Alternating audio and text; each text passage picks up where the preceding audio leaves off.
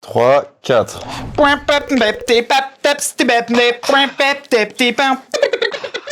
Ok, bonjour à tous. Première Bonjour. émission ciné. Oui. Depuis le temps qu'on en parle, on n'a pas le setup qu'on voulait.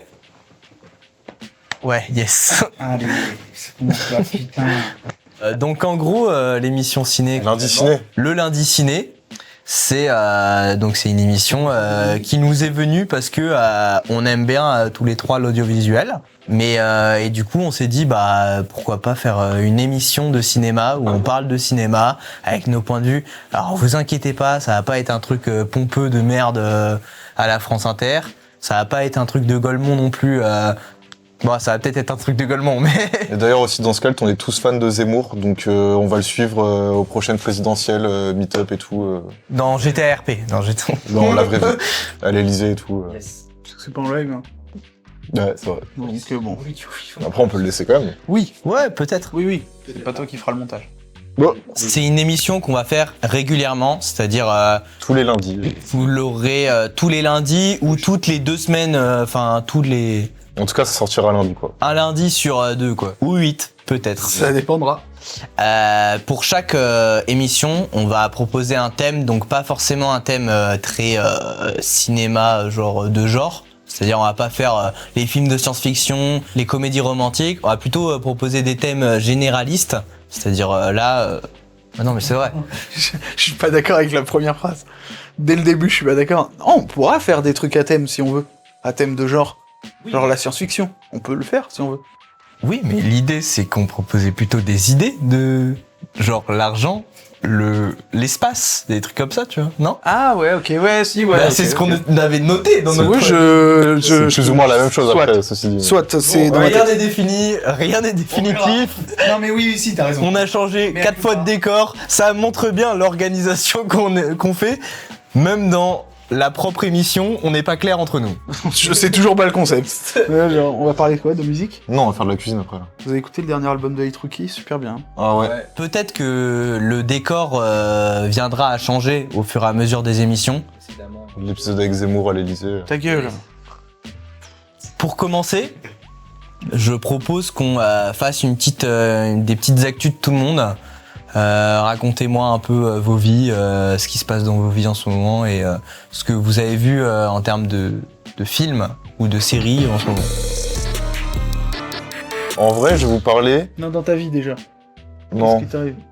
Non mais, de artistique, connard. Artistique. Alors, l'EP No Future dispo pas partout maintenant, mais bientôt dispo partout. Il est confiant. Il y a un EP. No, Into the Yes. No Future. Voilà. Voilà, quand ça sort, allez streamer fort. Et il y a des belles surprises qui arrivent. Boum, boum, boum. Il fait de la musique, quoi. Il fait de la musique, Et, ça fait un projet. Et la chaîne Traduit YouTube pour les aussi, gens. pareil, qui arrive fort. Ça va arriver fort. On va taper fort. Mhm. Et ça va arriver rapidement. Ok, lourd. Hésite pas à dire le nom de la chaîne YouTube, peut-être. C'est Ça peut t'aider. Amixem. Non. C'est quoi le vrai nom de ta chaîne? Le vrai nom de ma chaîne, c'est Lulu la Crapule, disponible sur YouTube. Super chaîne, il fait une très bonne pub, voilà. Non, mais moi, je Bien suis vous super chaud en amuser. pub. En fait, pour moi, je pars du principe que... En fait, c'est un peu comme les pubs des bandes annonces au cinéma. C'est que moi, j'aime pas regarder les bandes annonces parce que ça me spoil. Mm. Et si je fais une trop bonne pub, les gens, ils vont se dire, pas besoin d'aller voir vu qu'on lui a déjà tout dit dans la pub. Du coup, là, je fais une mauvaise pub et en fait, c'est un truc inversé Ah ouais. pour se dire, putain, le mec, il fait une mauvaise pub. Du coup, ça vaut peut-être le coup le détour de y aller. Samuel, qu'est-ce qui se Les passe dans actus. ta vie en ce moment? J'ai fini Doctor House là. Non, pas encore, on est à la dernière saison, c'est bien. Qu'est-ce qui se passe d'autre dans ma vie? Ça bosse à Ascalt, quoi. Ça fait des projets. Si, je travaille sur un petit truc avec mon frère, mais c'est juste un petit projet perso pour se faire kiffer. Imaginer des visuels sur un album de Steven Wilson. Voilà. Oh là là. C'est très sympa. On Et tu s'amuse pars, bien. et tu pars des salles aussi, en ce moment. Pas mal. Hein, traduit. J'ai pas compris. Tu pars des salles. Je sais pas, on s'en fout de mon travail. Tout le monde s'en fout que je travaille dans un escape game. Sinon, t'as pas un projet musical en ce moment? Alors j'ai essayé de me remettre à la musique, j'ai fait une prod. Elle était pas ouf.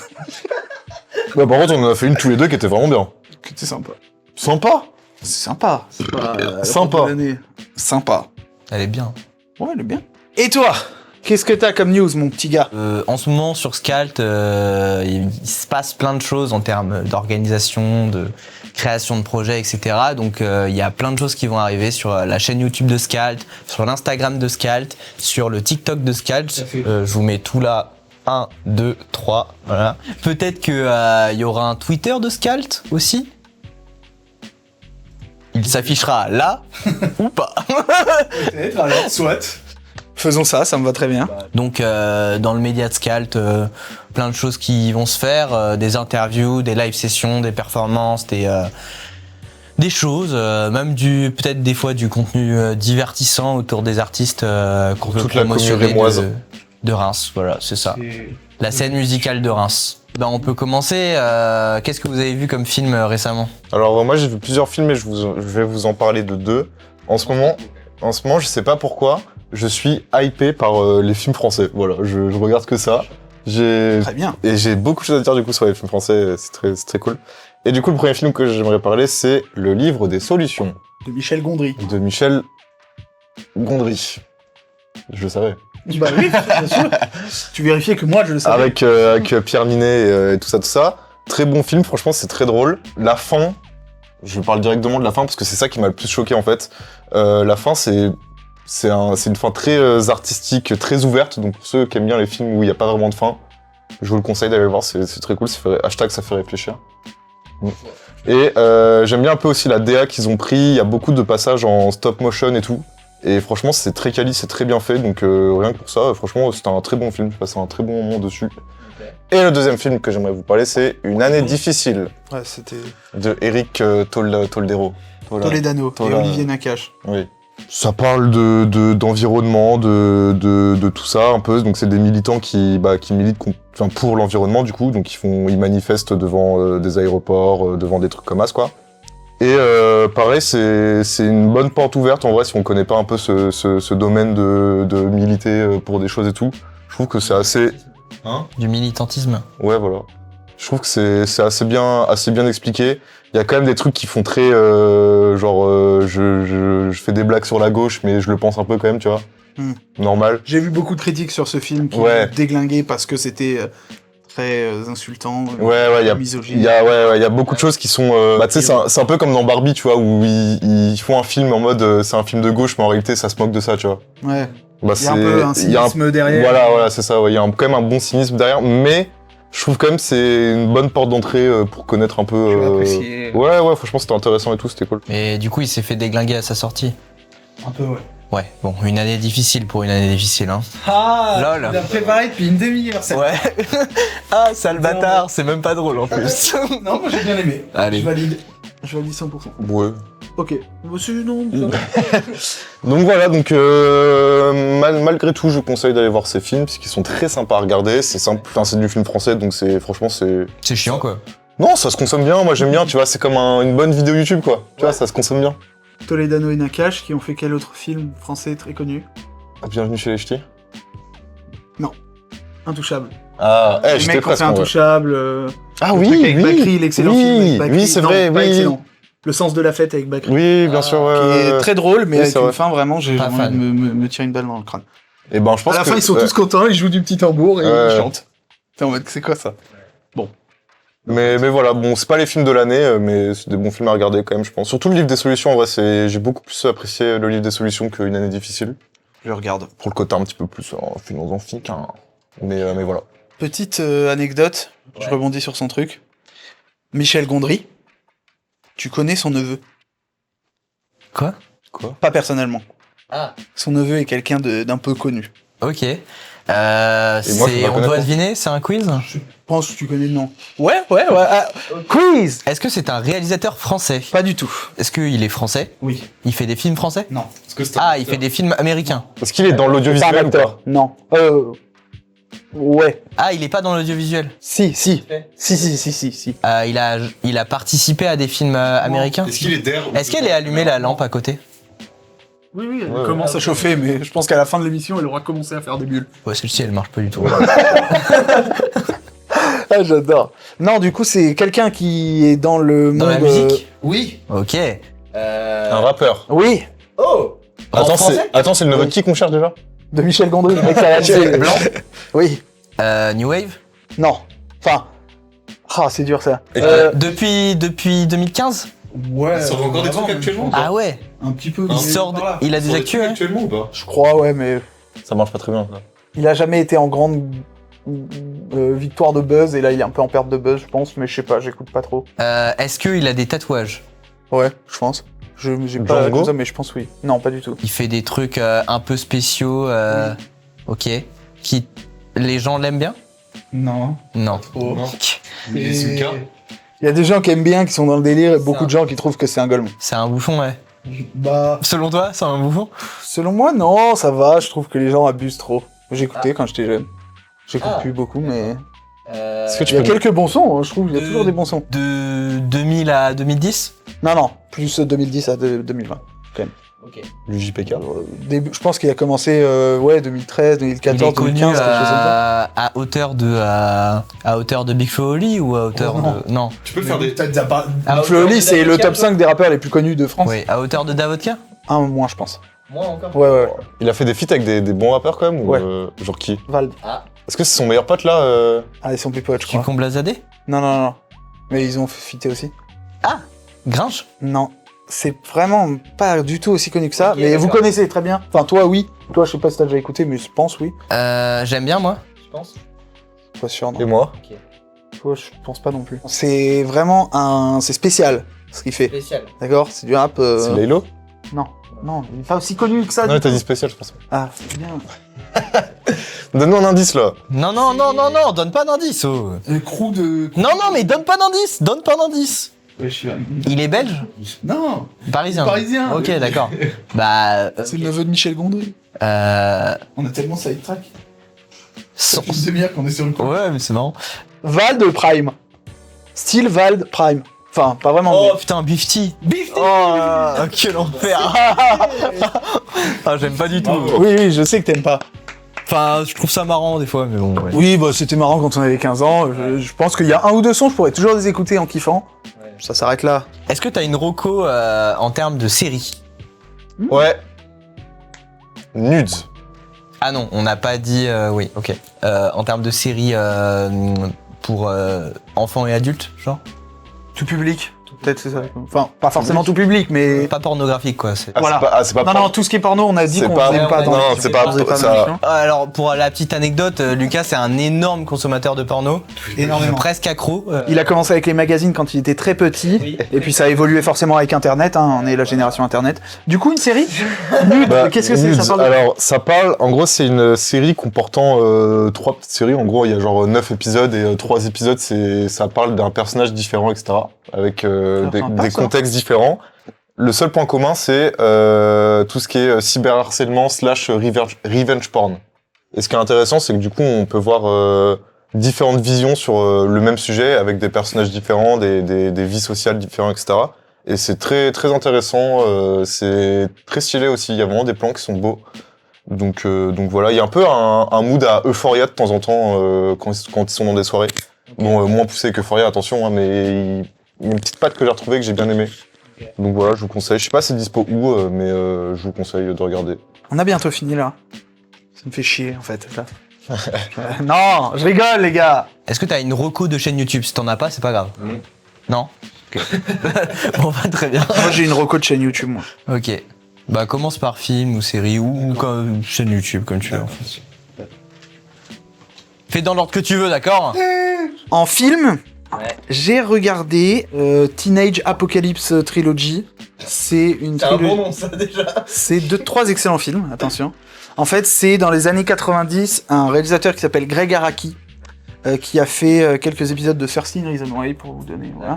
Qui faisait des films dans les années 90, enfin il a commencé fin 80, et donc dans les années 90, il a fait 3 films qui parlent de jeunesse, j'ai un truc dans l'œil, de sexualité, de déboire, de nihilisme, voilà, de plein de thèmes qui sont un petit peu dans la rébellion finalement de la jeunesse des années 90. Ouais. Et j'aime beaucoup ces 3 films parce que tous les thèmes m'intéressent énormément et je trouve que le style est hyper particulier et donc très intéressant. Le premier film, c'est Aïe. Totally Fucked Up. sorti en 93, qui met en scène en gros des jeunes couples. Donc il y a deux mecs qui sont ensemble, deux mecs qui sont ensemble et un couple lesbien, je crois, mais je crois qu'ils sont encore plus que ça.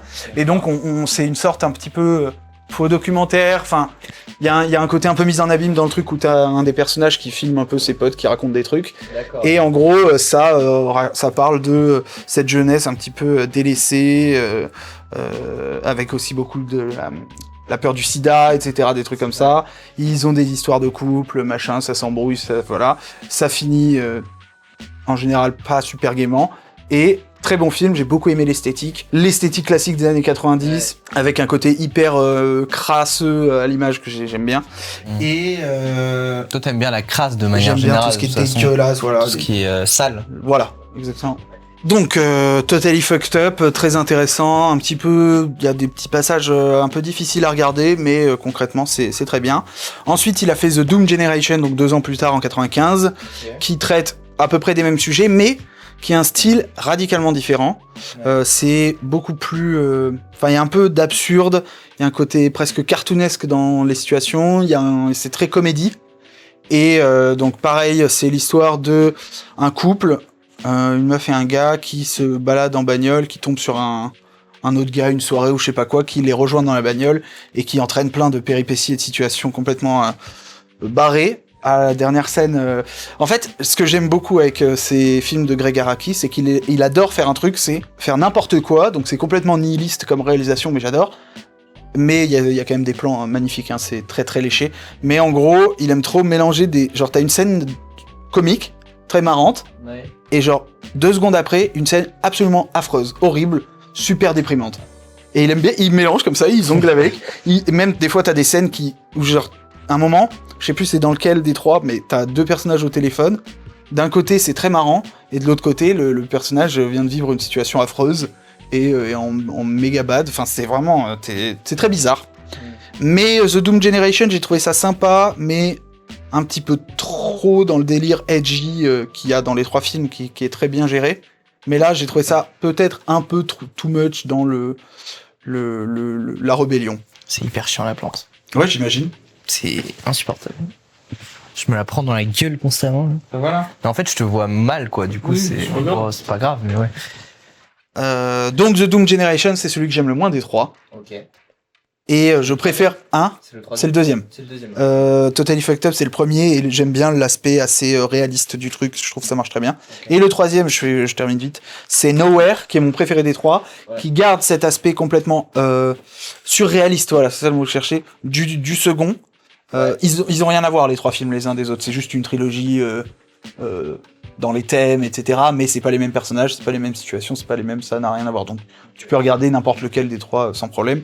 Et donc le troisième, c'est l'histoire d'un mec qui est persuadé qu'il va mourir dans des circonstances cheloues ou je sais pas trop. Et il est persuadé aussi qu'il y a des aliens et des trucs comme ça. Enfin, il y a un peu de théorie du complot machin. Et donc tout le délire, c'est pareil, c'est la vie de plusieurs jeunes qui vivent entre excès, sexualité, traumatisme et drogue, et voilà. Et c'est génial parce que celui-là, il est complètement dans le même style que le second, mais beaucoup plus surréaliste. Mais c'est très très marrant, c'est extrêmement bien géré. C'est celui où il y a le plus de mélange de scènes trop bizarres, où t'as un truc horrible et en même temps un truc très drôle. Et donc c'est Trop bien. très bien. Toi, je pense que t'aimerais beaucoup. Ouais, ça a l'air pas mal. Est-ce que t'as une reco en termes de série? En termes de série, j'ai une reco. Dr House. Oui, ma reco c'est Dr Je House. sais que j'ai commencé à regarder. C'est bien. Dr House, je tiens à dire que c'est une très bonne série. Premier point, pourquoi c'est bon. Si vous aimez les séries médicales, c'est vraiment exceptionnellement réaliste, au début en tout cas, selon des gens sur internet, donc à prendre avec des pincettes, mais c'est assez réaliste, on y croit, c'est des cas toujours très surprenants, mais voilà, après il commence à partir en couille, à faire des chirurgies de cerveau tous les 2 épisodes, bon t'es en mode, j'y crois moyen, mais c'est très réaliste, et surtout ce qui est super intéressant, c'est le personnage de Dr House, qui est un des meilleurs archétypes de génie torturé qui existe dans n'importe quelle série. Voilà. Il est exceptionnel, ce gars. Félicitations à lui. Et d'ailleurs, les personnages que je trouvais un peu fades au début, comparés à Dr House, au final, le fait que je déteste Dr House, logique, tu vois, enfin, il me saoule en fait, il est chiant quoi. et ben en fait ça me fait apprécier des personnages que je trouvais un peu plats au début quoi. Comme qui? C'est qui tu trouves plat? Je veux savoir parce qu'ils sont tous. Au début le blond il est un peu plat. Chase. Ouais, Chase il est un peu plat. La meuf elle est un peu plate aussi. Ouais. Le ok. dernier il est un Cameron. peu plus intéressant parce que il a une Foreman. confrontation avec Foreman, il a une confrontation assez régulière avec Dr House donc il a plus de caractère quoi. Ouais. Foreman, je l'aime beaucoup. Mais tu verras que Chase, son personnage va J'aime avoir bien les beaucoup trois, plus moi, de du coup, profondeur après. Ah ouais. Cameron aussi. Et il y en a plein d'autres qui arrivent après. J'adore son pote à Dr House. Wilson, Wilson, incroyable. le bébou. boss. Voilà. J'ai l'impression qu'il a toujours raison Wilson. Ah, j'ai trop. Ah là là. Mais faut que t'ailles jusqu'au bout de la série, hein. Vraiment, ça vaut le coup. J'ai regardé une vidéo il y a pas longtemps d'un mec qui explose des machins. Ah, t'as regardé le Zen avec Gotaga? Ouais, c'est pour m'endormir. T'avais bien aimé? Je crois. Moi, j'ai trouvé ça drôle. Alors, je peux. Ah non, je garde ça pour mon Samuel. J'ai trouvé. La vidéo de... Ça m'a trop énervé, c'était trop. Ah ouais, Je garde ça pour. Vous verrez, restez en live, vous verrez à la fin. Ah non, c'est toujours pas en live en fait. Non, toujours pas. Voilà. Je conseille à Zemmour, Tyler Zemmour. Tube. Ta gueule. Tyler Tube. Tyler Tube, c'est un mec, la vidéo que j'ai regardée, c'est il achète des trucs incassables d'Amazon et il les explose. C'est super marrant, c'est juste un mec dans son garage, un espèce d'entrepôt, et il déglingue des machins. Un truc d'HPI. Ta gueule. Sinon, Virtual, si vous aimez Trackmania, c'est génial, La base. même s'il a fait une vidéo de merde il y a pas longtemps. Ah, pourquoi c'est la même miniature? Là, Non, là. On dirait la- c'est le même, on dirait c'est la le même même miniature. mec. Parce qu'il fait tout le temps les mêmes miniatures. J'ai vu, t'as publié un court-métrage sur ta chaîne. Non, mais c'est parce que je l'ai remis en public pour le montrer à mon collègue. Ah. Parce que c'est super marrant et c'est mon truc de fin de lycée, c'était de la grosse merde. C'était lequel? Bon, Maxime, le truc de l'Urbex là, Ah oui. exceptionnel. La téléportation, enfin le. truc. La fin avec le portail dimensionnel. Spoil pas, mec. Putain, On coupera évidemment. le twist est exceptionnel. Et ben moi j'ai une reco en termes de film. Je pense que vous le connaissez, mais c'est Summer Wars. Mon animé préféré. C'est un de mes films préférés all time.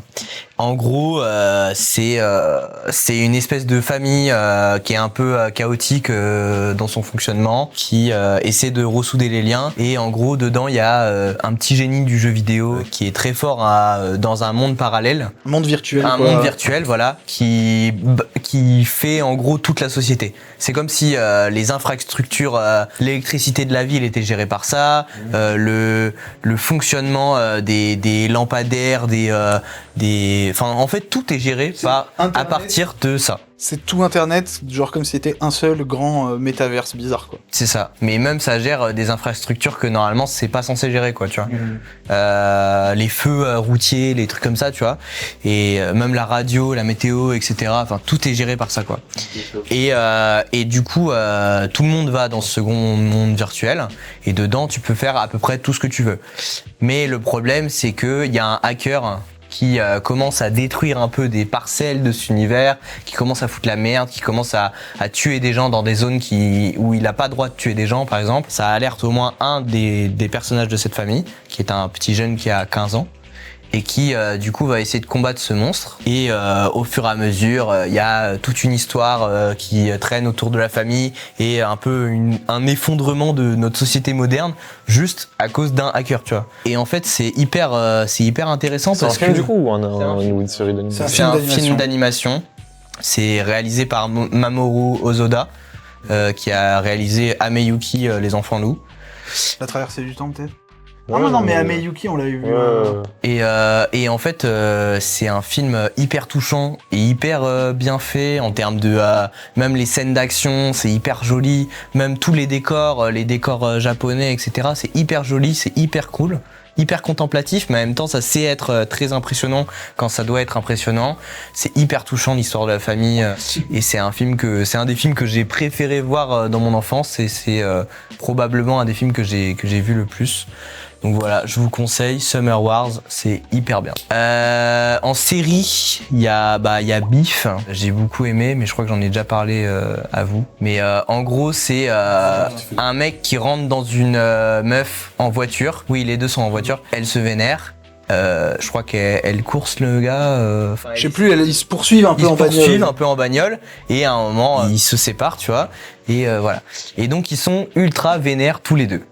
Le truc, c'est que au bout d'un moment, le mec, il recroise la meuf et il va globalement lui pisser dans son salon, enfin dans ses toilettes, sans qu'elle le reconnaisse de base.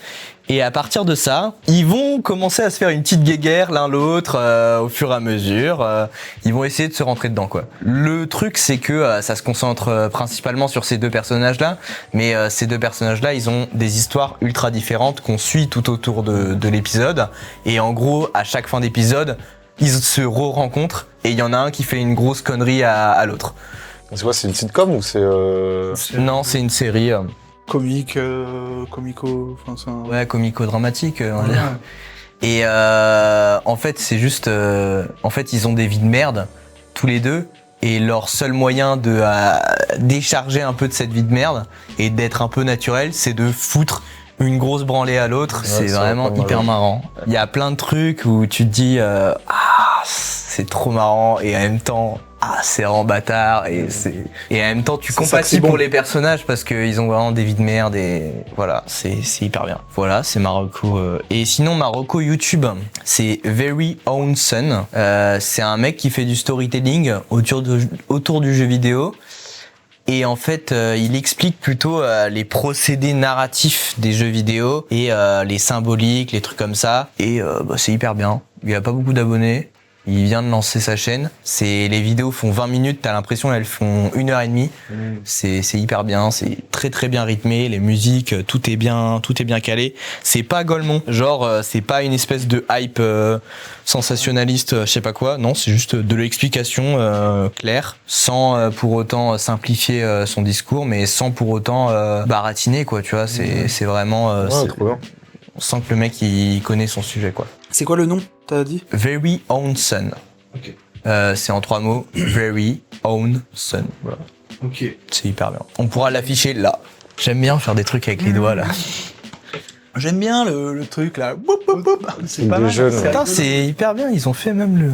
De quoi va-t-on parler aujourd'hui? Alors, aujourd'hui, on va parler d'argent au cinéma.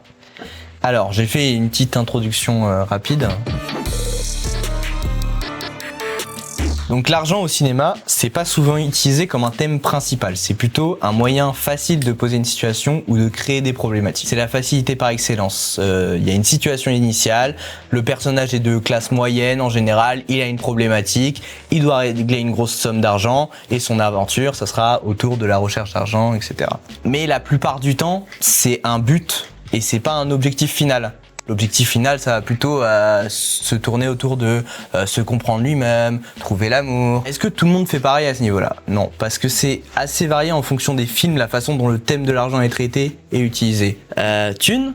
Moula? Le cinéma est-il corrompu? C'est qui m'a niqué le bas de caisse? Un reportage édifiant sur un business juteux, profitable à l'industrie du grand écran de Hugh Kishta et Véronique Rends-moi ma thune. J'ai fait le petit doigt de...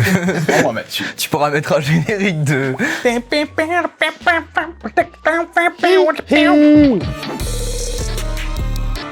Bon alors, l'argent au cinéma. Ah, il y en a un, Qu'est-ce que tu en penses? Je crois qu'il y en a un. Il y en a beaucoup. Déjà dedans, dehors, à côté aussi. À côté aussi, pas mal, ouais. Est-ce qu'il y a des films qui parlent d'argent, clairement, qui vous ont marqué? Oui, moi il y en a 2. Ça serait pas Caché Five par hasard? T'as mué là en faisant ton oui. Oui.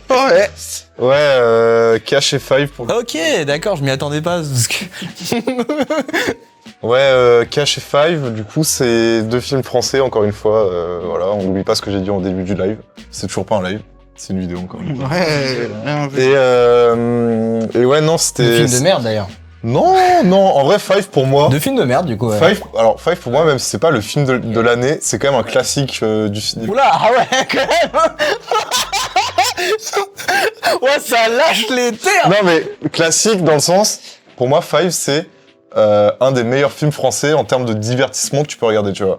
Si tu pars du principe que tu veux regarder un film français divertissant, je conseille Five direct, tu vois. Comédie, action, Ouais, voilà, c'est bien. tous les genres. Et du coup, c'est avec Igor Gottesman. Gottsman, je sais pas Ouais, comment voilà. on le Et lui, il fait tout le temps les mêmes styles de films. Je sais qu'il est en train de préparer un autre film, pareil, qui parle d'amitié, etc. C'est le personnage secondaire dans Cash. Donc c'est quand même un gars qui... Il a aussi fait la série Family Business. Oui, Family Business, oui, complètement, ouais. Donc lui, quand il fait des films, ça parle tout le temps du même principe. Une bande de potes qui cherchent à se faire des thunes parce qu'ils en ont pas, etc. Enfin, pas romancé, mais... Enfin, si, c'est carrément romancé, c'est pas la vérité, enfin, la vraie vie, etc., forcément. C'est peu réaliste. C'est peu réaliste, ouais. Mais c'est quand même très divertissant. Pareil, Family Business, c'est très drôle. Bonne série à regarder aussi. Ouais. Et ce qui est intéressant aussi, c'est de voir la dégradation du cercle social créé de base à cause de l'argent, genre. Ouais. En mode, dans Five, au départ, tout se passait bien. Ils étaient tous potes, etc. Il y a un problème qui est arrivé dans ce groupe d'amis, c'est-à-dire le personnage principal qui a plus de thunes. Et à partir de là, c'est la dégringolade et ça part en couille, tu vois. Donc juste, le manque d'argent a créé toute la merde derrière. Donc la thune est un petit peu finalement le fil rouge. Vecteur de situation qui est toujours là, caché derrière et qui permet de créer des situations rocambolesques. Et on en devient complètement addict d'une certaine manière, parce qu'en fait, quand ils se rendent compte qu'ils n'ont plus d'argent et qu'ils sont dans la merde, bah, ils font tout pour essayer d'en avoir, genre vendre de la drogue, etc. C'est profond ce que tu dis, hein. C'est bien, mais en même temps, j'allais te dire, ça reste quand même un bon film de merde. Ouais. Ouais, bon, ouais. Mais déjà, l'humour de Igor Gottsman, là... Moi, j'aime bien. Après, c'est franchement, c'est un film où tu dois te débrancher ta tête et voilà, quoi. Moi, c'est la scène du caca sur le paillasson, Ah ouais, ça m'a fait. Ouais, ça, c'était drôle. En vrai, il y a des... Et François Civil, il est trop con, en fait. Toutes les vannes faites dans Five qui sont cool, François Civil est marrant. Civil. En vrai, je suis d'accord que Oui. dans le film, il est bon. Ça, c'est un des seuls points positifs, si je me permets. Mais je trouve quand même que c'est un film assez rigolo sur certains trucs. Après, au-delà de ça, ça reste Oui, très... oui. Bah, il y a l'inventeur du rap qui a fait une BO pour ce film. Nekfeu. Qui a fait... Ouais, c'est lui qui a inventé le rap. Ah oui, c'est vrai. J'ai oublié. Extrait. Bah oui. Quand t'es du escroc, tu dis jamais, jamais. Quand t'es un babtou, tu dis pas né. Extrait. Ok. Et dans Cash, c'est quoi le... Quels sont les liens un petit peu entre ces deux Quoi, films les liens Le Cash, c'est un peu plus différent. C'est deux gars qui sont à la cambrousse dans un village paumé. Et en gros, dans ce village, il n'y a qu'une entreprise qui prime sur tout le village. C'est une espèce d'usine de colis, tu vois. Et en gros, les deux persos principaux, ça les saoule. Que ça soit eux un peu qui contrôlent tout, etc. Et en gros, ils essayent de faire tomber l'entreprise. Bah pareil, là c'est pas vraiment une question d'argent, c'est plus une question de de vengeance, tu vois, en mode cette entreprise a empiété dans la vie d'eux et du coup eux ça les a saoulés donc ils essayent de se venger, etc. Mais après forcément l'argent ça prend une grande partie du film parce que Moi je dirais pas que c'est une question de vengeance, c'est une question de vengeance au début. Et ça devient de plus en plus une question d'argent et toujours avoir plus d'argent, etc. Plus de pouvoir même. Ouais voilà, quand ils ont vu qu'ils pouvaient se faire de la thune à fond et qu'ils ils ont plus en plus de pouvoir avec l'argent, ils sont en mode vas-y on continue genre. Ça occulte tout le reste, quoi. Ouais c'est clair. Toute leur volonté. Ouais, qui est de base qui voulait juste faire tomber la société, tu vois. Et ils sont pris dans le jeu de on veut l'argent, donc on fait encore plus d'argent, etc. Un cercle vicieux. Moi pour le coup j'ai moins détesté Cash que Five. Ouais, mais en même temps, Cash, je trouve que c'est un film qui se prend aussi. Enfin, qui est moins pris à la rigolade, je trouve. Il y a moins. C'est moins une comédie. Voilà, sérieux, quoi. il y a moins de vannes, etc. Et Raphaël Quenard, trop fort. Ouais. C'est le premier film dans lequel je l'ai découvert. Mais c'est pour ça que je me suis dit, j'ai été un peu déçu du truc parce que j'ai vu la tête d'affiche, je me suis dit, oh trop cool, il y a lui. Je me suis dit, oh c'est cool, voilà. Mais en fait, comparé à Yannick, c'est très décevant. Alors moi, j'avais envie de parler d'un film assez méconnu. C'est pas... Loup de Wall Street. non, le Loup de Wall Street, je crois que j'ai jamais fini le film. C'est vrai? Ah ouais? Ouais. J'ai jamais regardé. On s'est arrêté un moment, on l'a jamais terminé. C'était bien, hein? Non, moi je voulais parler de No Country for Old Men. Ah. Film assez connu, donc avec Javier Bardem en grand méchant trop stylé. Donc dans l'histoire, c'est vraiment l'argent et souvent comme il est utilisé, soit en fait je trouve que l'argent est utilisé à des fins politiques dans les films, donc pour au sein d'un système, pour parler de notre système actuel, du capitalisme, des trucs comme ça, ou alors c'est plus comme juste un vecteur de situation, donc comme dans Five, où c'est vraiment juste un point dans l'histoire qui permet de faire de la dégringolade. Donc là, l'argent n'est pas utilisé de manière spécialement réaliste, c'est souvent beaucoup plus une fonction qu'autre chose. Donc dans No Country for Old Men, c'est juste l'argent qui déclenche tout. Et je trouve aussi que ça permet de développer le caractère de certains personnages, parce que en fait, tous les personnages dans la plupart des films où ça tourne autour de l'argent, on développe leur rapport avec l'argent. Donc c'est comme ça qu'on crée un peu leur caractère. Donc dans No Country for Old Men, vraiment Anton, c'est juste... En fait, ce qui est intéressant, c'est que lui, on dirait que c'est celui qui est presque le moins intéressé par l'argent, alors que c'est toute sa quête, parce qu'en réalité, lui, c'est vrai. c'est de la morale. Oui. En réalité, son problème, enfin c'est son éthique personnelle, c'est sa logique personnelle qui prime sur tout. Donc ça c'est intéressant. Donc lui il est plutôt détaché alors que son but c'est vraiment de retrouver la thune. Le personnage principal, pareil, c'est plus un truc terre à terre, un peu plus réaliste de pourquoi il prend l'argent. C'est un truc un peu plus personnel de voilà, je veux de l'argent. Et donc un petit peu tous les personnages qui gravitent autour donnent des leçons de vie sur le grand méchant qui est terrifiant, le grand méchant loup qui fait peur. Et donc je trouve que c'est très intéressant pour ces relations-là. Et justement, ce que je trouve le plus... parce que Anton Chigurh, donc c'est un personnage terrifiant. Oui. Mais ce qui le rend encore plus terrifiant dans la tête des autres personnages, c'est que en fait, il n'est pas intéressé par l'argent. Oui. C'est que il a toute une autre conception de la morale qui juste ne permet pas aux autres personnages de pouvoir l'acheter ou le comprendre en fait, tout simplement parce que ils comprennent même pas cette vision de la morale là. Tu devrais le regarder, c'est super. Oui, c'est hyper bien. Ça a eu un Oscar, je crois. Certainement, plusieurs même à mon avis. Moi, j'aimerais bien rebondir sur ce que tu as dit par rapport à Five tout à l'heure. Tu disais l'argent est un vecteur pour souder ou détruire une amitié. Moi, j'ai vu les Bad Guys. Je sais pas si vous avez vu ce film. C'est le film d'animation, le DreamWorks, je crois. Ouais, j'ai vu. Je m'attendais à que dalle. C'était incroyable. En gros, c'est un espèce de groupe de braqueurs qui braquent des trucs. Ah, mais Bad Guys, oui, j'ai vu. C'est un serpent. Ouais, j'ai vu. Un serpent, un loup, un truc. Et en fait, c'est extrêmement drôle déjà. Il y a, je sais pas, il y a le serpent qui est un espèce de vieux vicelard malfrat, vraiment non, et puis même l'animation. haineux de la société en fait. Ils sont tous haineux de la société et du coup pour se venger, ils veulent amasser le plus d'argent possible. En fait, ils veulent juste braquer des banques tous ensemble. Mais le but n'est pas vraiment de braquer des banques, c'est plus d'être tous ensemble. Et du coup, l'argent fait un vecteur d'amitié, enfin un vecteur de soudé en fait, tu vois. Et à partir du moment où les personnages essaient d'être plus positifs, essaient d'être plus dans la rédemption, il y a une espèce de dissociation. Il y a tout aussi un espèce de truc autour de l'instinct animal, l'instinct primaire ou le désir de vengeance de la société, tu vois, que certains décident de mettre de côté et que un autre personnage décide de conserver quoi. Et en fait même il y a toute une histoire de c'est qui les méchants, c'est qui les gentils. En fait tu te rends compte que les gentils c'est peut-être les méchants et que les méchants c'est peut-être les gentils. C'est un peu flou toujours.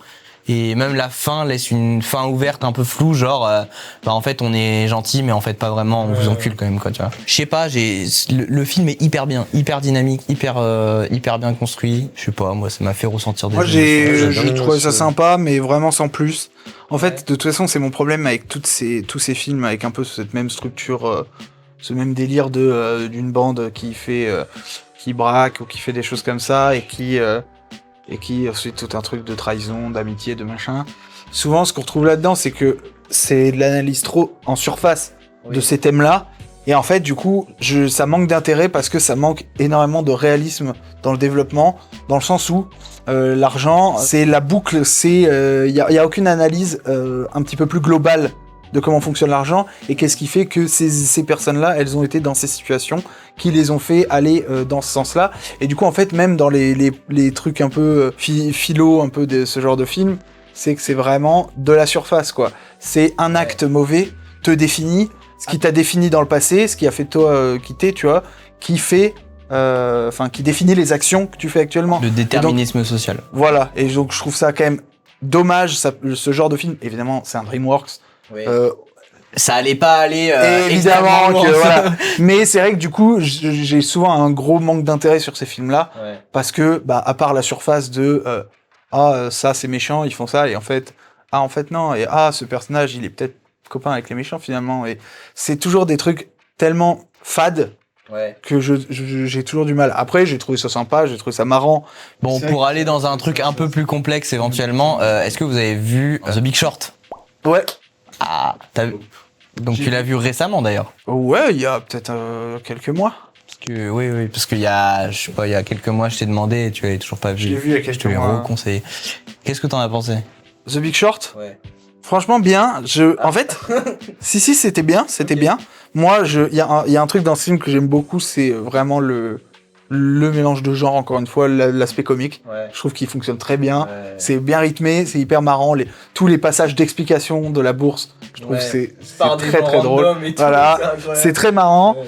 Et je trouve que tous les persos sont hyper bien faits, hyper intéressants. Comme c'est un peu plus pointu, enfin tu comprends pas tout les trucs techniques qui se passent, mais je trouve qu'il a fait un très bon travail. Je sais plus comment il s'appelle, Adam McKay, je crois.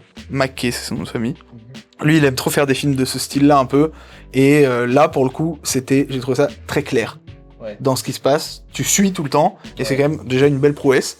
Et franchement, c'est hyper intéressant. Il y a aucun moment où tu fais chier. Et j'aime bien le fait que ça reste très scotché au réalisme, à la réalité de ce qui se passe, et au côté vraiment économique du film, quoi. Ouais. Ça part pas dans des choses un petit peu différentes, des relations un petit peu plus humaines, entre guillemets. Ouais. Il y a même presque aucune relation. Voilà. On garde toujours les personnages dans le contexte économique du film, contrairement par exemple à Loup de Wall Street, où on s'étale beaucoup plus sur les personnages, leur interaction, leur psychologie, par rapport à ce monde-là. Là, c'est d'abord le monde économique, et ensuite les personnages qui sont dedans pour faire avancer ce qui se passe. Et parce que c'est un biopic de la vraie vie, quoi. Oui. Petit rappel, du coup, The Big Short, ça parle de la crise économique de 2008. C'est encore un film qui me réconcilie avec Christian Bale. Qui est trop cool dans le film, j'adore. Il est incroyable. Moi, ce que j'ai beaucoup aimé, c'est la décrépitude des personnages au fur et à mesure. Ils sont là, ils sont trop contents d'avoir trouvé une faille dans le système, et au fur et à mesure qu'ils se rendent compte à quel point la faille est énorme, et à quel point, en fait, c'est juste la société qui est en train de s'effondrer, quoi. Et ils sont là, waouh, c'est chaud. En fait, là, c'est chaud. Et tout le monde est en train de se foutre de leur gueule parce que c'est n'importe quoi. Le système boursier, il est ultra fiable, etc. Tout le monde est extrêmement arrogant. Et en fait, eux qui se rendent compte du truc, ils sont en train de dire, vous êtes des débiles. Réglez ça, ou bien moi je gagne de l'argent. Mais réglez ça. Et vraiment, ils sont tout le temps en train de se dire, waouh, c'est chaud de plus en plus. Et au fur et à mesure qu'ils apprennent des choses, ils sont là, mais tout le monde est débile en fait. Le monde entier du système financier est débile. Et effectivement, du coup, il y a le crack boursier. Et c'est vraiment la fin du film, je crois, c'est sur Steve Carell, qui est vraiment, mais au bout de sa vie, il a gagné 13 milliards peut-être, un truc en genre, tu vois. Énormément d'argent. Vraiment beaucoup d'argent, et il est au fond de sa vie, il est au fond du gouffre, parce que il se dit, le nombre d'emplois, le nombre de gens qui ont des vies brisées, le nombre de gens qui ont acheté de l'immobilier, etc. Horrible, quoi. Il se rend vite compte que voilà, c'est beaucoup plus grave que c'est cool d'avoir gagné de la thune. Il y a une scène extrêmement forte c'est il y a les deux petits qui ont découvert une faille comme ça, et il y a leur mentor qui eux ils sont trop contents, ils sont trop cool et tout, et leur mentor il fait, arrêtez d'être content. Là, en fait, il y a des millions de gens qui vont perdre leur vie. Nous, on va juste en profiter. Et t'es là, Ouais, quand même. C'est l'aspect Il y a réaliste, tout- moi, c'est ce qui. Ouais, il y a ce toute une que question j'ai bien morale derrière avec l'argent, quoi, c'est cool. Très, très intéressante. Mais ce délire-là de mettre tout le temps des personnages face à un monde qui comprend rien à ce qu'il raconte, c'est vraiment son délire. Hein. Dans Don't Look Up, c'est la même chose. Ah, c'est lui qui a fait Don't Look Up. Ouais. Non, on pourra parler de politique dans une autre émission. Mais dans Don't Look Up, c'est exactement la même dynamique de personnages et d'évolution psychologique que dans The Big Short, en réalité, quoi. Ouais. C'est des gens qui sont face au système et qui essaient de les prévenir. Voilà. Bon, c'est vrai que dans Don't Look Up, ça se finit un petit peu différemment. Oui. Pour le coup... Est-ce que tu peux me faire un petit jingle avec ta bouche, s'il te plaît?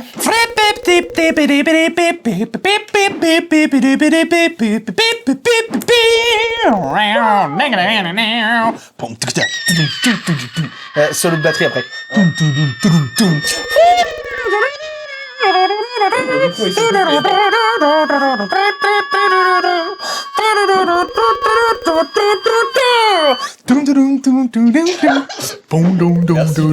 Clairement, c'est bon.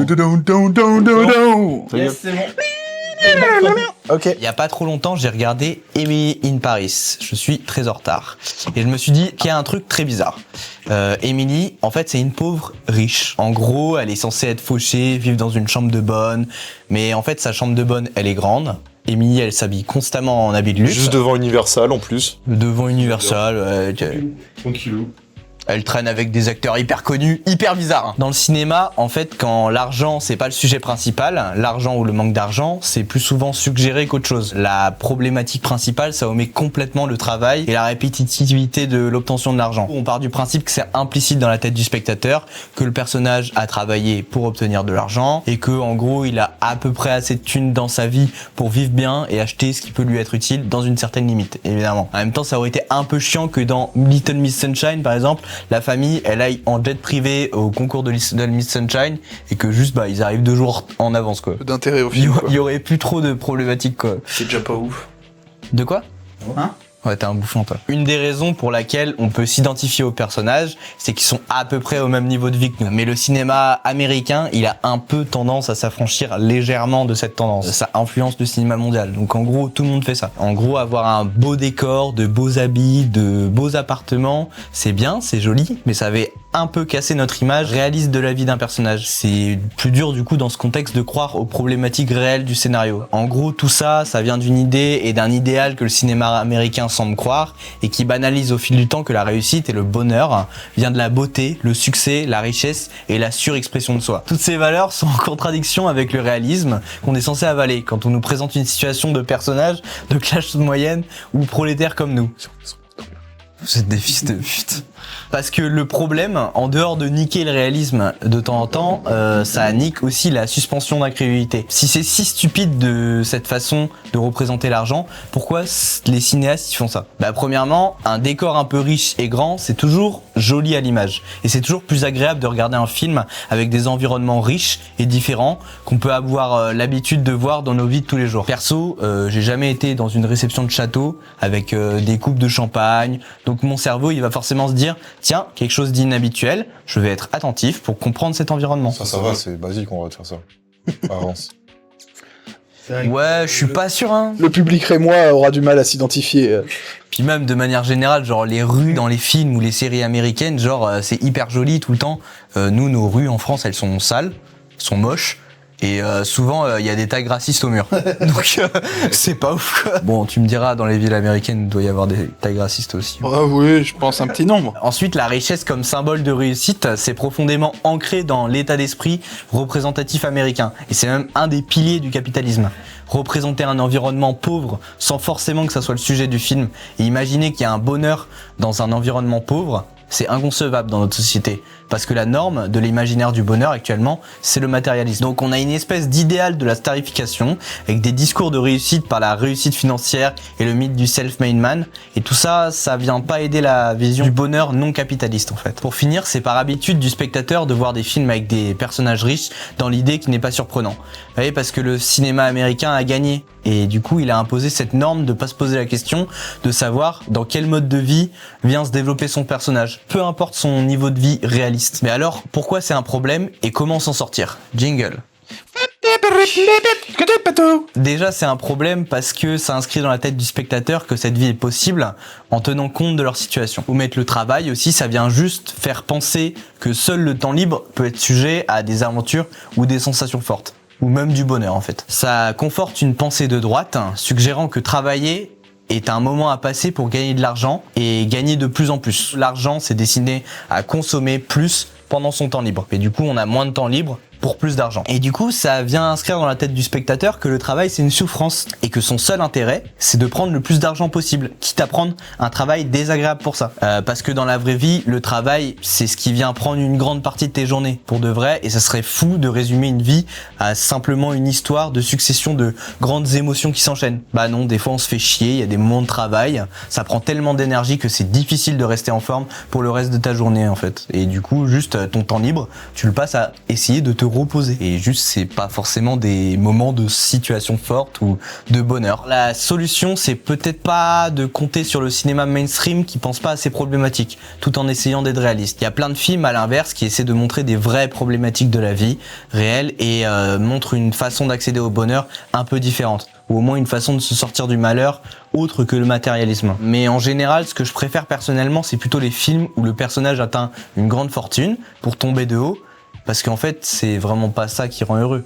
Et ça se confirme dans pas mal de films. Dans The Social Network, l'argent et le succès fait perdre la tête aux personnages pour finalement briser leur amitié. Dans la merveilleuse histoire de Henry Sugar, qui est sur Netflix, c'est un film de Wes Anderson, c'est vachement bien. C'est un court-métrage d'ailleurs, je sais pas si vous l'avez vu. J'ai pas regardé encore les courts-métrages. C'est hyper bien. Du coup, le personnage, il commence à s'entraîner à une espèce de spiritualité pour commencer à essayer de gagner de l'argent au casino. Et en fait, au final, il gagne énormément d'argent parce qu'il réussit à maîtriser cette compétence. Mais il se rend compte que juste, c'est pas ça qui est intéressant pour lui. Ce qui était intéressant, c'était le challenge de pouvoir le faire. Et juste, il se dit, mais en fait, je vais juste donner tout mon argent à des associations pour essayer de les sauver. Il donne sa fortune pour aider le monde, c'est ça qui lui donne le bonheur en fait. Et dans certains films de braquage, par exemple, comme Baby Driver, le personnage principal, il est forcé d'utiliser ses talents pour l'argent, alors que son but en vrai c'est la liberté. Et même dans les comédies romantiques, c'est pas l'argent le but en soi, comme par exemple dans Pretty Woman, ça commence avec une histoire d'argent et ça finit en amour véritable avec plein de pognon. Sinon, des critiques claires du capitalisme et de la non-nécessité de l'argent en montrant un autre mode de vie possible, c'est bien aussi. Par exemple, dans Captain Fantastic, je sais pas si vous connaissez, c'est un super film, il est super bien écrit, réalisé, les acteurs sont incroyables. Voilà, c'est une super critique de la société capitaliste américaine. C'est quoi déjà le... Sweet Child of Mine. Non. Enfin, le groupe, c'est quoi déjà? Guns N' Roses. Ouais, voilà. C'est une reprise. Ouais, je m'en bats les couilles, c'est une reprise. Ok. Wow. C'est une reprise d'une chanson, ouais. Du coup, voilà. C'est une reprise d'une chanson d'un groupe problématique. Oui, mais C'est comme si tu faisais une reprise de L'Homme Pâle. Allez. Tu peux plus faire de reprise de groupe de rock. Oui, sans que ça soit problématique. Hein. En conclusion, je dirais que l'argent, ça fait pas le bonheur, c'est original. Hein. Le travail non plus, mais trouver un taf qui te plaît, ça peut aider à aller bien. Si on nie la dureté de la vie en considérant l'argent comme un but en soi, c'est le meilleur moyen de faire un bon film de merde. Regardez pas de la merde, ça nique le cerveau. Super chronique, mon ami. On va passer à la chronique de Samuel. Ok. Ça va être un petit peu participatif. Puisque vous allez, voilà, il va y avoir de l'échange. Je vais parler de l'argent au cinéma, de combien coûtent les films, etc. Juste, petite chose importante à préciser. Voilà, oui, tu lis les choses qui sont écrites. Non. Donc, l'idée, ça va j'ai être hâte de voir, moi. d'abord expliquer comment on calcule l'inflation d'un film. Très simplement, j'ai aucune connaissance là-dedans, donc voilà. L'inflation d'un film, comment on la calcule? Je t'écoute. C'est très logique. L'inflation, c'est quoi déjà? Alors, Moi, je peux... vas-y. On prend... Non, je sais pas en fait. Ok. Ça commençait bien la phrase. On prend les... L'inflation, c'est... On prend des films français et on voit l'évolution du prix au fil des années et après on décroche un pourcentage par rapport à l'augmentation des prix des films. Ouais, oui, c'est à peu près ça. Bon, c'est l'évolution, voilà, de combien coûtent les choses, la valeur de l'argent, quoi. Au fil du temps, tu veux dire? Voilà. Par exemple, un film des années 20 qui a coûté 15 000 euros, Ouais. ça va coûter à peu près 100 000. Millions, Non, quand même ouais, pas. peut-être pas. Mais 100 000 euros actuellement. Ok, d'accord. Après, j'ai utilisé différents sites pour faire mes calculs. Aucun chiffre n'est exact, mais comme ça, vous avez une idée de l'échelle. Je préfère préciser parce que j'ai utilisé 2 sites. Ça me donnait pas les mêmes résultats pour Et ouais. pouvoir voir l'inflation. Et on vous voit dans le chat les emojis ZZ et tout là. Y a pas. J'explique comment on calcule l'inflation. Attention, c'est très très très compliqué. Faut bien suivre. C'est des maths de fou. Donc, En vrai? on prend le prix de la place de cinéma de l'époque et on la multiplie par le nombre d'entrées. D'accord. Comme ça, on a le budget du film et ensuite, eh ben, il suffit de faire l'inverse pour avoir celle d'aujourd'hui. Je vais dire mon truc, ce sera plus mieux. Ah non, si, ok, j'ai compris. Oui. Le nombre d'entrées de l'époque Ouais. et notre prix de ticket d'aujourd'hui. Parce que l'inverse, ça ne marche pas. Je l'explique. On prend le nombre d'entrées qu'il y a eu à l'époque pour un film, Par exemple, Et on 100 le 000 multi- entrées, 100 000 entrées, et on le multiplie par le prix d'une place de cinéma aujourd'hui. 5 euros. 5 euros, 500 000. Non, c'est beaucoup plus que Je 5 sais, euros. c'est un exemple, Colin. Oui, mais c'est un exemple. Un film ne peut pas coûter 100 000 euros de C'est production. 6,50 € à Opérance, je tiens à dire. Non. Si. Ça dépend si t'es étudiant, adulte Et ou non, moi je suis boursier pas ou étudiant, quoi. je paye quand même 6,50. Tu veux savoir comment? Pourquoi? Avec la carte. Eh Tu oui. peux acheter 10 tickets à 65 balles. Donc comme ça te revient à 6,50 la place, c'est quand même sympa. Ah oui, c'est bien ça. Je te fume. On calcule le prix de l'inflation comme tel. Après, si on n'a pas le nombre d'entrées, on peut d'abord diviser le box-office du film. Là, je parle de box-office, pas de budget évidemment. On divise le box-office du film par le prix de la place de l'époque. Ok. Et donc ça nous donne le nombre d'entrées qu'on peut ensuite multiplier par le prix de la place actuelle pour voir à peu près combien ça équivaut aujourd'hui au box-office par rapport à l'époque. Petit exemple pour vous permettre de comprendre. Allez sur le site boxofficemojo.com, vous aurez toutes les informations très intéressantes à ce sujet, expliquées par des gens qui savent de quoi ils parlent. Donc, on va parler d'un des premiers films... d'un des premiers réalisateurs à effets spéciaux de l'époque qu'on connaît tous, voilà. Philippe Qui faisait Lachaud. plein de films. Ouais, c'est ça. Steven Méliès. Spielberg. Non, effets spéciaux de l'époque. Il a par exemple réalisé le film du voyage dans la Lune, Oui, c'est avec la fusée dans l'œil. exactement. Et ben ça lui a coûté 30 000 francs, ce qui équivaut à peu près à 100 000 € aujourd'hui. À 30 000 francs, Un court-métrage un franc, c'était plus valué qu'un euro? Je sais pas. J'ai vu marqué 30 000 francs. Mais 30 000 francs, c'est ultra... c'est plus 20 000 €. Hein. Non, mais aujourd'hui, 30 000 francs de l'époque, ça équivaut à 100 000 € d'aujourd'hui. C'est vrai? Oui. Mais des francs, c'était ultra cher, en fait. Non, c'était pas cher les francs. Mais en fait, là, c'est par rapport à l'époque. Ah oui, ok, d'accord, j'ai capté. Ouah, la vache. Ah oui, du coup, l'inflation est énorme, en fait, oui. Ça va. Ça fait en soi 3 fois. De toute façon, là, j'ai traduit de francs en dollars, donc vous comprenez l'idée. 30 000 francs, ce qui fait que pour un court-métrage d'un quart d'heure, 100 000 €, c'est finalement pas tant. Actuellement aussi, il y a plein de courts-métrages professionnels, vraiment, quand même de level au moins moyen, qui coûtent à peu près 100 000 balles. Oui. C'est pas forcément choquant. Donc au final, on se rend compte que, déjà, il y a 100 ans et aujourd'hui, on produit les films à peu près au même prix.